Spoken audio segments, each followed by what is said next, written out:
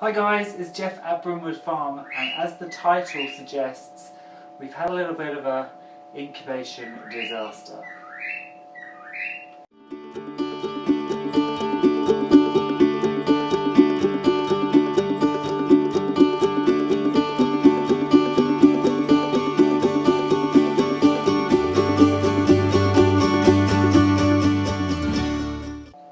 So as many of you know, I've been hatching chicks for a couple of years now, but I'm just starting to ramp up my breeding of specific birds so I can sell them at poultry auctions and things. So just over 3 weeks ago, I set 15 or 16 eggs. Most of them were pure silkies, a couple of them were silkie downward crosses.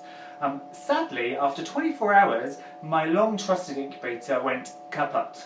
And so I had to rush out and buy a new incubator, which I did online. I bought a cheap incubator, exactly the same, to replace it.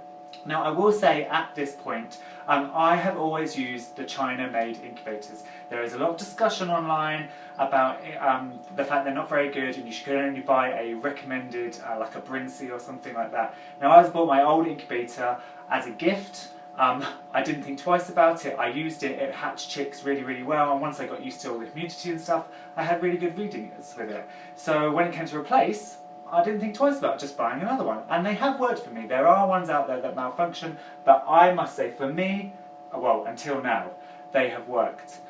So all was going splendidly. I had all my eggs set, they were in the cradle, they were rocking, it was perfect. Day 18, I came to lockdown, and I took out the eggs, and I was a little bit concerned for two reasons. Firstly, the air sac. Now, the air cell is a tiny little cell of air at the top of the egg, the rounded end of the egg, and it grows throughout the incubation. And it should, when you go to lockdown, it should be about 40%. If the air cell is too small, it means when the chick tries to pip out of the egg, it doesn't have enough air and it dies. And if it's too big, then it constricts the chick down to the bottom of the shell end, the pointed end, and it can't move properly, and again, it dies, it can't get out of the egg. So that was the first point. My air cells should have been 40, they were about 20. The second point is that when you candle lay an egg at day 18, it's close to hatching, and certainly with silkies, mine tend to hatch on day 19 or day 20, so they should be very near, which means when you candle, you should only be able to see the air cell, the rest of the egg should be completely dark. That was not the case. I had a few eggs where that was the case and I could see nothing but the air cell, but for a lot of the eggs I could still see fluid and yolk and things in the pointed end, and so there were these different stages of development and I was a bit worried. So I went and grabbed a thermometer and I chucked it in the incubator, and the dial on top said 37.6 and the thermometer 27. So the hatch is ruined, basically.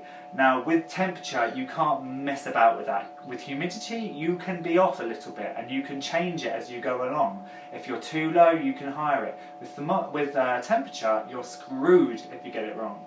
And the worst point is, at 27, the embryos do start to develop, but they just can't get all the way to hatch. So there's no point in me just leaving this on, because they won't get there. They'll development and they'll get all of these abnormalities, and some bits will grow faster than others. So that kind of, for me, is the worst situation. I would have far rather to have a completely unfertile hatch than to have eggs where the embryos started to grow and get life and then they all died. It's horrible. Now there is two little points of good news from this horrible bad news, is that the next set of eggs that I was going to hatch in this are now under my broody Gertrude. I was never going to allow her to have another egg because she is a devil when she becomes a mum, but in 3 weeks' time she will hopefully have chicks. The other bonus is there are 3 chicks. I think the heating element at this end, I think those three eggs were underneath the heating element, so they got the most heat. They did hatch on day 22 and day 33, so they were delayed. But yes, there are 3 chicks. I have actually candled all the eggs today. They're all dead now. They haven't made it. So although this is very sad news and not a great start, I'm going to end on saying at least there's 3 chicks, and I'm going to show you them now so we can end on a positive note. Alright, I'll see you later. Bye.